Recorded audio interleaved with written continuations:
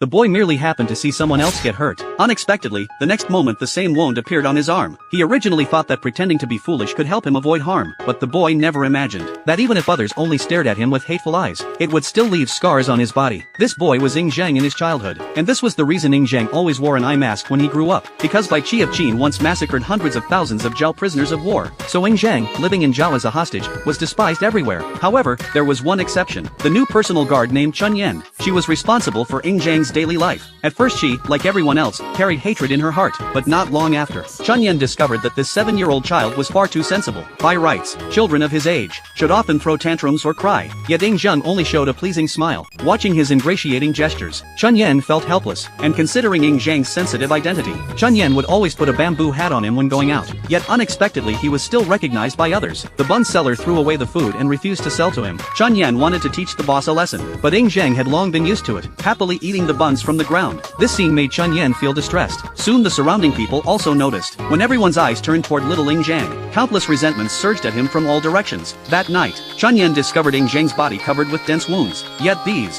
scars did not directly come from others, but from Ying Zhang's own special ability. Sensing others' hatred would form scars. Simply put, if he saw someone touch their cheek, then he himself would feel the touch on his own face. Likewise, if he saw someone get hurt, then the corresponding place on his body would bear a wound. Eventually the symptoms worsened so much that others' hatred of him turned into pain. When Chun Yan once again saw Ying Zhang's forced smile, she had never felt such anger. What did Qin's crimes have to do with a child? For the first time Chun Yan felt pity for the child of an enemy state. To possess the ability to feel others' pain was the mark of the kindest person. In the end, with Chun Yan's guidance, Ying Zhang untied the knot in his heart, and cried bitterly in her arms. The next day, Chun Yan prepared an eye mask for little Ying Zhang. As long as he wore it, he could no longer see others' malice. In the days that followed, the two lived very happily. It was a time of happiness Ying Zhang had never experienced in his life. 2 years later, Ying Zhang's father inherited the throne. Ying Zhang naturally became the crown prince. Thus he was able to return to Qin. However, on the way back, he unexpectedly encountered assassins. All the escorts except Chun Yan were instantly killed. These were assassins from Zhao. Previously Ying Zhang was a hostage, and could not be touched. But now, returning to Qin, he no longer had that status. Ying Zhang knew this was because of him, so he raised his sword to protect Chun Yan. Unexpectedly, the next moment he was struck down hard to the ground.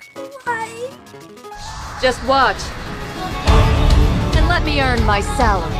Although Chun Yan was strong, she could not withstand the overwhelming numbers. In the end, after killing all the assassins with her last breath, Chun Yan collapsed in Ying Zhang's arms. At that moment, Chun Yan revealed a secret to Ying Zhang. She once had a son, about the same age as Ying Zhang, but his fate ended in tragedy, because she harbored hatred toward Qin. When she heard Ying Zhang was recruiting guards, she immediately signed up. But Chun Yan's true intention was to kill little Ying Zhang. Yet when she saw his age, she softened. As time passed and they grew closer, Chun Yan had long regarded Ying Zhang as her own child.